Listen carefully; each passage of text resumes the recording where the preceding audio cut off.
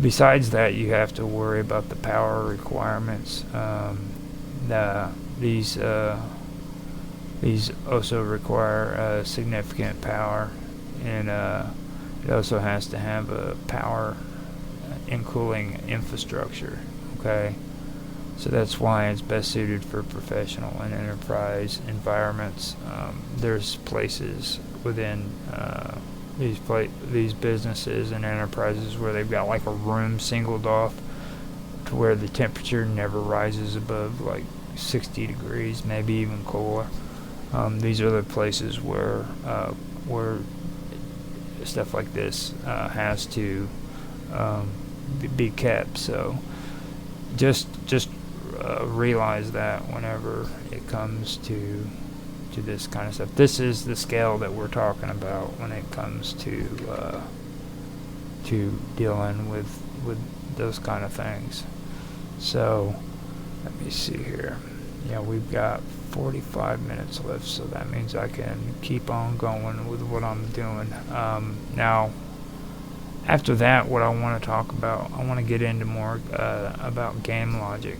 Okay, so first let me go ahead and start an explanation of what game logic is. Now, game logic refers to the set of rules and systems that define how a game operates and reacts to players' inputs, AI behaviors, environmental changes, and other interactions within a game world. It encompasses everything from character movements to quest systems and physics simulations. Now, over the years, significant advancements in game logic have transformed the gaming experience, which make games more immersive, realistic, and dynamic. Now, the core aspects of game logic is state management that handles the game's current state, which is such as whether a player is in combat, exploring, or interacting with an object. It ensures transitions between states or smoothing, you know what I mean. It ensures transitions between states, or it ensures that between states they're smooth and logical. So it has to be like a smooth transition.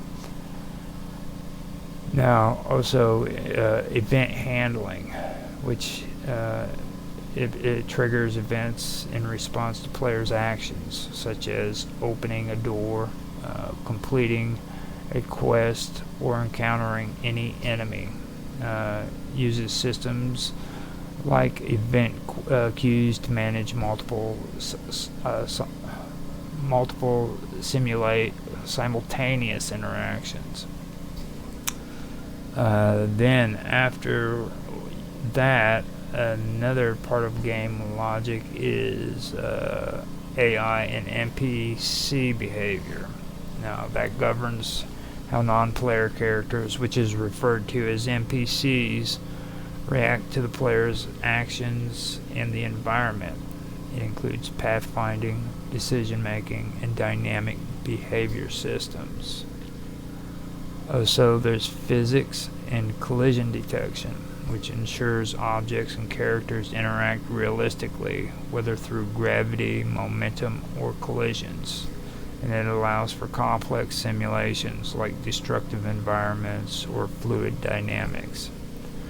And I've had some experience with that when it comes to Blender and using computer graphics. So that is something that you can get into if you're interested in getting into computer graphics. You don't have to buy high-end expensive equipment for that, just so you guys know. You can actually do that on your own. Just wanted to make a plug for Blender while I had a chance to.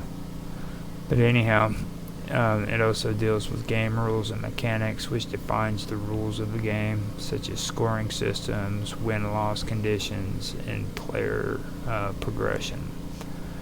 So just so you understand, when we're talking about game logic, this is the kind of stuff that we are talking about. Now, what I want to do is I want to tell you guys what I'm talking about, or I want to go over the recent advancements in game logic too. Now, the first one, of course, is something that everybody's talking about, and it's the artificial intelligence enhancements, or the AI enhancements. Now, that is basically machine learning in AI.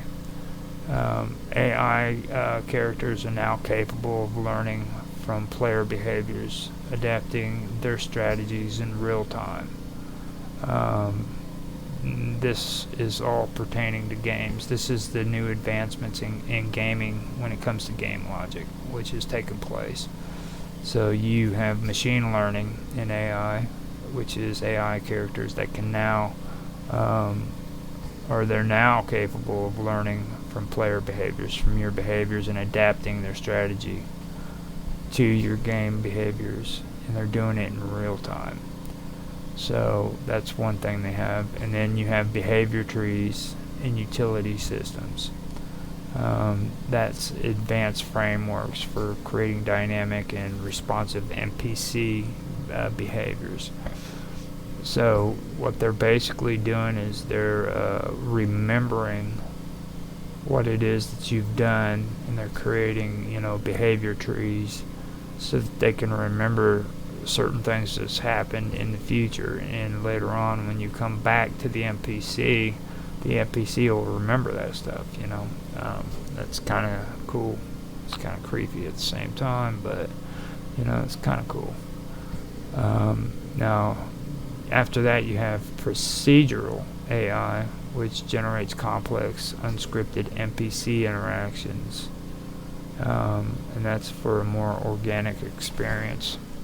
I'm guessing that is what was being discussed in the last episode that I did with Mark, where we were talking about AI, and that would involve, like Minecraft. I mentioned that about Minecraft, and how the procedural AI actually created or it's able to create a world the size of what was it, the smallest planet, Pluto, I believe it is.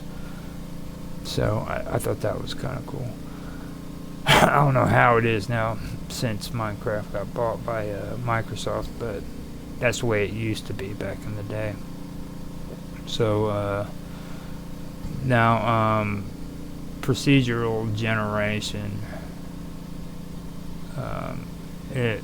that's something that I wanted to also get into, and I also wanted to go over a little bit on the difference between procedural generation and procedural generation algorithms, I believe is what it is, and because there is a difference. But right now I'm just going to talk about procedural generation, and that uses algorithms to dynamically create game content such as levels, maps, and quests. That provides an endless replayability.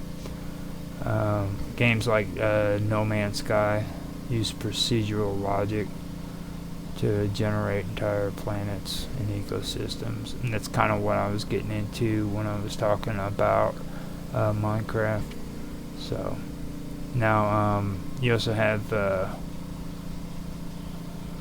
you also have physics-based logic that incorporates realistic simulations of real-world physics, such as ragdoll effects, fluid simulations, and destructive environments. And you also have engines like Unreal Engine 5, which enable advanced physics systems like chaos physics and stuff of that nature. After that, you have adaptive systems, and these adaptive systems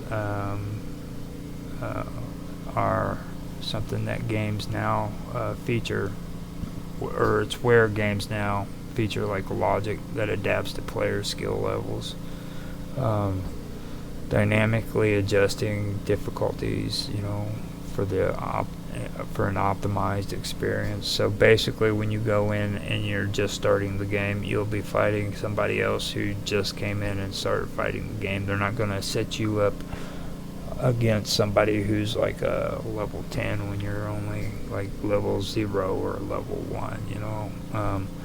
They've been doing that for a while. That's really not really that special to be mentioning, but they're going to do it with artificial intelligence, I guess, now. Like, there's a difference between AI and the systems that they already had in place. I don't know, but that's something that really did stick out to me. Now, after that, I want to talk about networking and multiplayer logic.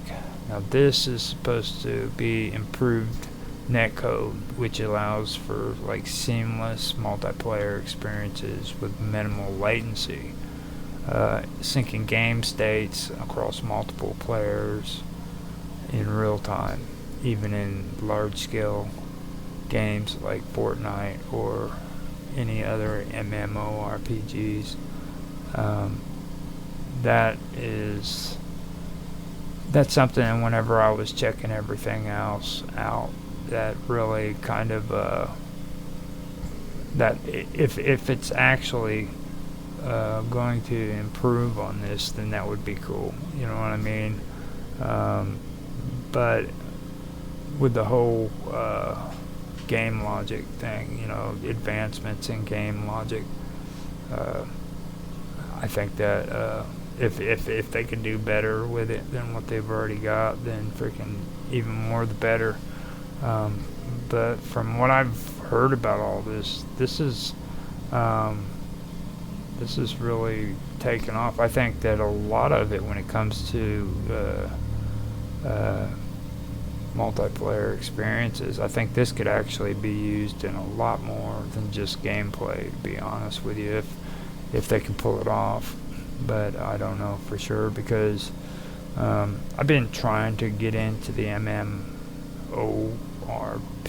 ORPGs and stuff like that, and try to play more games where it's more people playing each other, especially in the combat things. And I've been having issues with it because I really suck at those games, and I really want to get better at them, but I just, every time I try, I'm not as good as what I can be, but I don't know, that's just me. So basically what I'm saying there is, that whole area doesn't really drive me to say, yeah, it's cool, you know what I mean? It's just, I've never really been a big fan of those kind of games. I've been trying more in the last year, maybe 2 years, to do it, but it doesn't really float my boat, if you know what I mean. Now, integration of AI-driven narrative systems is also another advancement that was made. Now, games now use AI to create branching narratives that adapt based on player choices, which offer personalized story experiences. Now, Mass Effect and Detroit Become Human showcase this trend. And Become Human showcase this trend. So apparently, Mass Effect, Detroit, and then Become Human, I guess it is. They showcase this trend, this thing that's taking place. So, integration of AI-driven narrative systems. That's basically what that's all about. It creates a story, a narrative for the game. That sounds interesting, where it has multiple endings and stuff like that. So